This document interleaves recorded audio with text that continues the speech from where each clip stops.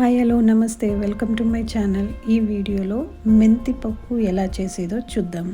ఇది చాలా easy and tasty కూడా అండ్ హెల్దీ కూడా, ఎందుకంటే మెంతులు వాడుతున్నాం కాబట్టి హెల్దీ.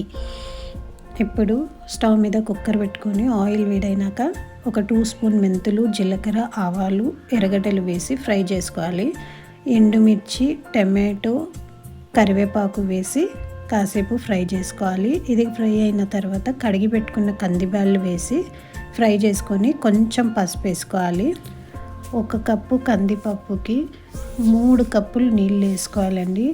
ఇలా 3 కప్పులు నీళ్ళు వేసుకున్న తర్వాత ఒక 2 to 3 విజిల్స్ పెట్టుకుంటే చాలు. ఇది బ్యాళ్ళు ఉడికిపోతుంది. బ్యాళ్ళు ఉడికిన తర్వాత దీన్ని ఎనుపుకోవాలి. అంతే, ఎనిపిన తర్వాత సర్వింగ్ బౌల్లో వేసుకోవడం, అంతే అండి, సింపుల్. దీన్ని ముందే పోపు పెట్టుకున్నాం కాబట్టి ఇప్పుడు పోపు పెట్టాల్సిన అవసరం లే.